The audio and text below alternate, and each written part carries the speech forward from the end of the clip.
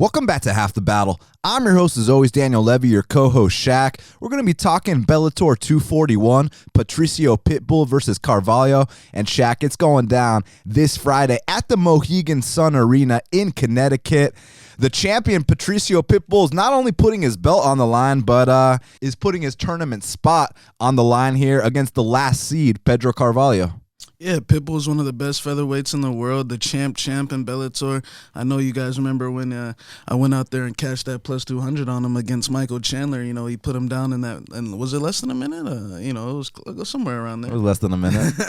Yeah, so, Patricio Pitbull is one of the most underrated featherweights. I love him in Bellator. Carvalho, he better be ready, I wish him the best of luck. I mean, look, Carvalho's a guy a year ago, and none of us had ever heard of him, and then he goes out there, gets a stoppage win over Derek Campos, finished Sam Sicilia as well, so now we know exactly who he is, and he's got this main event spot, and it's going to be a serious test here against the Bellator champ, Patricio Pitbull, Shaq. Yeah, what he's done, his last fight against Sicilia. I mean, that was crazy. He was losing the majority of that fight and was able to knock him out right at the end. So props to him, and he's got to win over Campos. And if you can beat Campos in Bellator, I mean, you're legit. That means you're a perennial top 10 guy for them. So that was a great win on his part. And Shaq, let's break down this main card. Let's get right down to business, because first up in the heavyweight division, we got a matchup between Matt Mitrione, he's 13-7, and Ronny Marcus is 19-7. Currently, they got Matt Mitrione minus 165, and the comeback on Ronny Marcus is plus 145. Well, Shaq, originally it was supposed to be Josh Barnett versus Ronny Marcus, but as you know, Josh Barnett once again had another drug test violation. This guy hasn't been clean his entire career, as you know. I mean, you remember when that Fedor event got canceled with Affliction back in the day. Well, now he's pulling similar stunts, and with Ronny Marcus, he had that UFC stint, and I know you remember when he was a minus 900 favorite over my head, goes in there, misses weight by 5 pounds, blames it on the Brazilian barbecue, and then goes down. I thought it was more, but it might have been like 6 pounds. It was like 8, but the guy weighed in something serious for a middleweight bout, blames it on the Brazilian barbecue, takes a knee to a body shot shortly after. But you and I know the deal with Matt Mitrione here. He doesn't have to fight anymore. He's getting paid pretty fat. Who knows what the motivation level is like? But do you still think Matt Mitrione has enough to come out here and beat Ronny Marcus? Yeah, it's a good fight. Ronny Marcus, I know he's been in PFL for a little bit, fighting over there since he got cut, and I mean he's getting his ass beat for the most part. So I'm not saying that I'm surprised to see the line this low, just because Mitrione, I know, kind of has one foot out the door, but I still think Mitrione's got enough to come out here and get the win. It's just Mitrione's really shaky on that mat. You can't trust him. If anything happens, Marks puts his arms around his neck. I mean, Mitrione might tap. I mean, that's just facts. I mean, I know you remember the stunt he pulled against. You remember when everyone wanted him to beat Travis Brown back in the day, and he went out there and got his ass absolutely handed to him. And this was the shit Travis, not even the good Travis. So I'm going to pick Mitrione for the win. I think he'll probably stay at distance, touch him up. I mean, this guy did knock out Fedor, so I think that Ronny Marcus is nowhere near that level. And Derek Lewis. So, I think Mitrione's going to come out here and get back on track with a nice straight left starching. Yeah, I mean, I think that's most likely what's going to happen, too. It's just that if you're trusting Mitrione at the betting window, just know that this guy's got no motivation whatsoever and no reason to fight anymore. He's set. He's good to go. So all these next few fights he's going to have is just a bonus, basically. So don't expect, the best Matt Mitrione you've ever seen or anything like that. Now, with Ronny Marcus, he's actually coming off a second-round ground-and-pound stoppage win, but granted, it was over a 3-0 opponent, so you know how they do over there at PFL. But now here in Bellator, one thing he's got going for him is he's had the full camp, so there is that, but at the same time, he is not a natural heavyweight. I think he's going to be too small here. I think he's going to get hit with something big, so I'm going to go with Matt Mitrione as well. Now, next up in the middleweight division, we got a matchup between Anatoly Tokov. He's 29-3. And Fabio Aguiar is 17-1. Currently, they got Anatoly Tokov minus 1135, and the comeback on Fabio Aguiar is plus 725. So It's like this guy's name is Aguilar without the L, but Shaq, for a +7 something dog, he's 17-1 as a pro. That's a serious record. But when you look a little closer into it, you know, it is your typical padded Brazilian record, but he does have a stoppage win over UFC veteran Marcio Lyoto Alexandre Jr. He stopped him 2 fights ago, but you know how long ago that was, Shaq? That was in 2017. So Fabio is actually coming off a bit of a layoff here against Anatoly Tokov. And when you talk about a guy like Tokov, look, 29-3, he's a serious Russian prospect, has a win over Alexander Shlemenko. I think he's a big favorite here for a reason. He lost to Amiv, right? Yeah. The last time he lost was that majority decision to Amiv, which was an absolute war for everyone that remembers. And prior to that, he hasn't lost since 2012. So I see why Anatoly Tokov is such a big favorite. You think he rolls here over a 17-1 opponent? Yeah, man. Tokov's one of the more underrated, more quiet secrets in Bellator. You know, he doesn't really talk much, but this guy goes out there and handles his business. I remember that fight with Amiv. You know, back on the local scene, they had a very good fight. Both men got wobbled. Both men got hurt. So, you know, I think he's going to roll here over the 17-1 Brazilian, you know, tie him up, get him in that clinch, and do the typical Russian beatdown on him, you know, just control him in every way imaginable. Yeah, look, when it's time to throw big bombs, it's time to throw big bombs. When it's time to pick this guy up over his head and throw him down on the mat, it's going to be time to throw him down on the mat. You guys know how the Russian style works, and Anatoly Tokov, he does very well with that Russian style. I think it's going to lead him to a victory here, so I'm going to go with the big favorite as well, Anatoly Tokov, and hopefully they can give him a big matchup after this. Now, next up in the welterweight division, we got a matchup between Paul Semtex Daley, he's 42-17, and Sabah Homasi is 13-8. Currently, they got Paul Daley -370. The comeback on Sabah Homasi is +310. Well, Shaq, one thing we can agree on is these two are going to stand and bang until one man falls, but historically speaking, that is not a good game plan to have against a man named Paul Daley. The only people that have been able to beat Paul Daley in a stand and bang type fight are Douglas Lima and Nick Diaz. Look, Paul Daley has 42 wins, and 31 of those 42 wins are by vicious knockout. And I remember someone wrestling in that MVP fight, but Paul put on his wrestling shoes for that MVP fight. But no, look, man, I know they remember 2 max bets in a row cashed for Abdul Razak Al Hassan against Sabah Homasi. And shout out to my boy Razak, found innocent on all charges. Now we get to see the return of our favorite KO artist, so I'm looking forward to that. I'm glad to see my boy out now. Yeah, you know, I knew he was innocent the whole time, Shaq. But look, Sabah Homasi, we've successfully faded him twice against a serious knockout artist in Razak Al Hassan. Now he's going to a different league and fighting their serious knockout artist. You think there's any chance he lands the big bomb on Paul Daley, or is it left hook lights out? Yeah, Sabah Homasi, he comes to fight. He always brings it. You know, had that first fight where Razak Al Hassan was somewhat competitive. He still got finished. Was it the first round or second round? First. Both times. Both times. So, yeah, you know, look, I think we all pretty much assume that Daley's going to take this one. Daley, you know, when he fights these lower level guys, you know, he usually starches them with a vicious left hook. But the thing is, Sabah Homasi does swing, but the thing with Sabah is he's got no composure. I'd say he's got a slight puncher's chance. Daley is getting a little bit up there in age. He is getting a little bit older. You know, but I'm assuming Daley still took this fight seriously, you know, just, you know, being on this type of card. And I think he's going to have a vintage, we're talking about a guy that put down, if you ever want to see George Masvidal run away and shy away in a fight and look for ways out, just go watch him fight Paul Daley. You know what I'm saying? Paul Daley had him. Look, George was out there pulling stunts trying to avoid the fight as much as possible. So, you know, I feel like Paul Daley is somewhat of a legend in this sport. Not that it matters, but I think on Friday night he's gonna knock out Sabah Homasi. So I think that actually will be a good little entertaining fight, you know, to start off. So I know Sabah's gonna come out. You know, this guy, I think he used to be a stripper, if I'm not mistaken. So, you know, this guy. This guy's a little loco. I know he's going to come out and swing, but I think he'll get knocked out somewhere in that second round.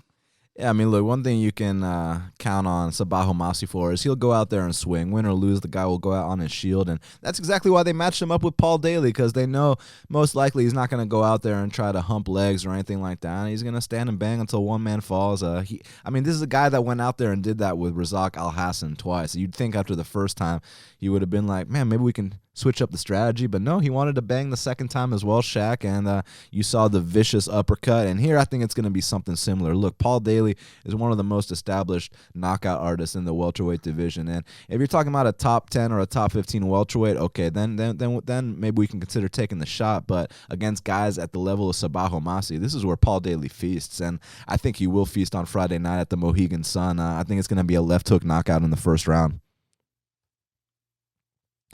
Co-main event of the evening in the featherweight division, we got the rematch between Daniel the Weasel Weichel, he's 40-11, and Emmanuel El Matador Sanchez is 19-4. Currently, they got Emmanuel Sanchez minus 155. The comeback on Daniel Weichel is plus 135. Well, Shaq, I actually lost a split decision betting on Manny the first time that these two fought, but that was back. You know how long ago that was, Shaq? That was back in 2016, so almost half a decade ago. And since that point, you've seen the direction both of their careers have gone in. Now they meet here in the tournament, in the co-main event on this big card. It's a 5-round fight. I'm curious if that's going to be advantageous towards Emmanuel Sanchez, who is known for his cardio. But Daniel Weichel, the guy's a serious vet. They call him the Weasel for a reason. Who you got in this rematch? Yeah, I feel like when they fought in 2016, Manny wasn't that far off. It was probably the prime of Weichel's career. He still had one more title shot on the horizons after that fight. And Manny went back to the gym and got better, and that's exactly, what he's been showing in the cage. He's got the wins over Strauss now, another win over Georgie. Taking out their top prospect, Claxton, as where, since Daniel Weichel's fought for the title against Pitbull, and it went to a split decision. I don't know how it went to a split decision. I mean, I thought he, lost at least 4 rounds, but hey, it is what it is. His nickname's the Weasel for a reason. But, I think that since then, it's kind of been a little bit of a drop-off. He's kind of been a little cloudy of where he's at. He tried to go to 55s and fight Goiti Yamauchi. That went to split decision as well, but, I thought he lost that fight handedly too. And then, his fight with Saul Rogers, and Saul Rogers, I mean, I know he beat Ryan Hall, but, Saul Rogers is nowhere on Manny's level, and that's just the facts of it all. So I think Weichel, I think he's had a great run. I think he's got 50 fights, over 50 fights.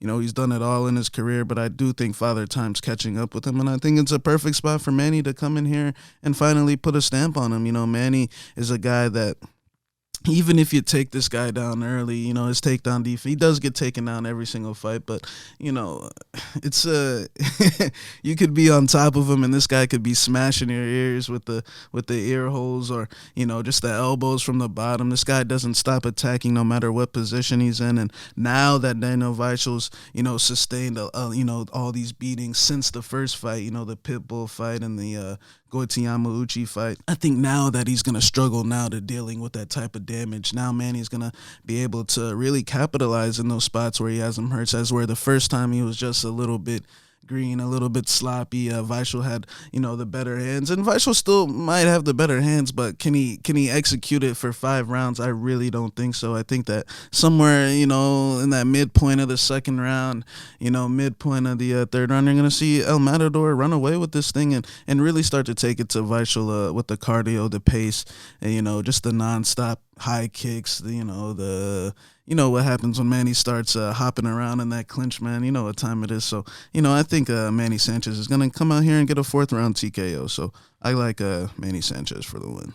Yeah, this is a great rematch, a fight that definitely needed to happen. The first fight was so close, could have gone either way, and if it had 2 more rounds, I think they would have settled it inside the distance, but now they get the chance to do so at the Mohegan Sun.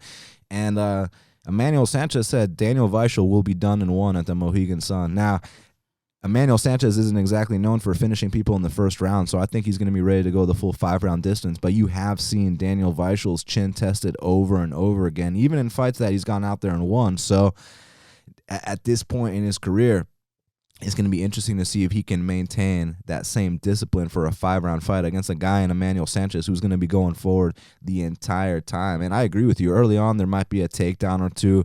Weichel might be getting off on a jab. He might be doing all these things. He might start looking pretty technical. But once that fatigue starts setting in, that's when Emmanuel Sanchez kicks in a second gear, and that's when he's going to start taking over this fight.